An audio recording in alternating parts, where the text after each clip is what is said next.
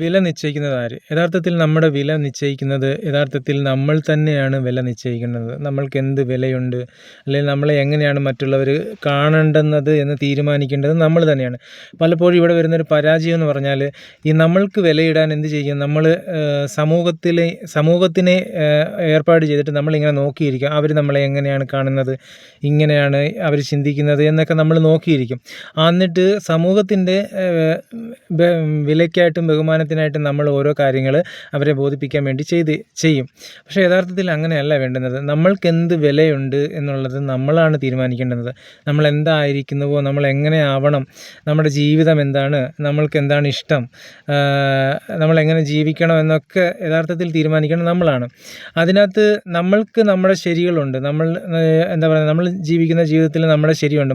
വേറൊരാൾക്ക് ബുദ്ധിമുട്ടില്ലാത്ത രീതിയിൽ നമ്മളുടെ ജീവിതത്തെ ക്രമപ്പെടുത്തി നമ്മൾ മുന്നോട്ട് പോകുമ്പോൾ നമുക്ക് നമ്മുടേതായിട്ടുള്ള ശരികളുണ്ട്. യഥാർത്ഥത്തിൽ അങ്ങനെയുള്ള വ്യക്തികൾ സമൂഹത്തിന് ഒരിക്കലും അംഗീകരിക്കാൻ പറ്റുന്ന വ്യക്തികളായിരിക്കത്തില്ല. സമൂഹം എപ്പോഴും ആവശ്യപ്പെടുന്നത്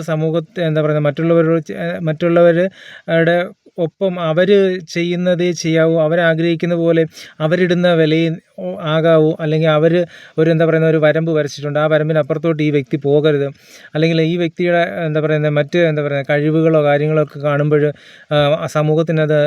സമൂഹത്തിനെന്ന് പറഞ്ഞാൽ പലർക്കും അത് അംഗീകരിക്കാൻ പറ്റാതൊക്കെ വരുമ്പോൾ അവരുടെയൊക്കെ സപ്പോർട്ടുകൾ എപ്പോഴും പോകാറുണ്ട്, സമൂഹത്തിൻ്റെ സപ്പോർട്ട്.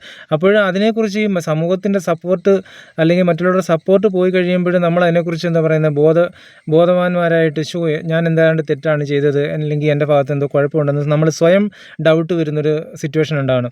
ഒരിക്കലും അതിൻ്റെ ആവശ്യമില്ല. നമ്മൾ മറ്റുള്ളവരെ മനഃപൂർവ്വം ദ്രോഹിക്കാതിരിക്കുകയാണെങ്കിൽ നമ്മളുടെ നിലപാടുകളും നമ്മുടെ ശരികളുമാണ് നമ്മൾക്ക് ഏറ്റവും വലുത്. അതനുസരിച്ചാണ് നമ്മൾ എപ്പോഴും മുന്നോട്ട് പോകേണ്ടുന്നത്. നമ്മുടെ വ്യക്തിത്വം എന്താണെന്ന് നമ്മൾക്ക് എപ്പോഴും ബോധ്യം ഉണ്ടാവണം. നമ്മൾ എങ്ങനെയായിരിക്കണമെന്ന് നമ്മൾക്ക് ബോധ്യം ഉണ്ടാവണം. മറ്റുള്ളവരുടെ അഭിപ്രായങ്ങളും ഒക്കെ അത് അവരുടെ അഭിപ്രായങ്ങളാണ്, അത് അവർക്ക് വിട്ടുകൊടുക്കുക. നമ്മൾ ജീവിച്ച് മരിക്കേണ്ടുന്നത്, നമ്മൾ ഈ ഭൂമിയിലേക്ക് വന്നത് നമ്മുടെ ഒരു സന്തോഷം, നമ്മളുടെ ഒരു റിലാക്സേഷൻ, ഹാപ്പി, ഇതൊക്കെ വേണ്ടിയിട്ടാണ്, ഒരു ആത്മസംതൃപ്തിക്ക് വേണ്ടിയിട്ടാണ്.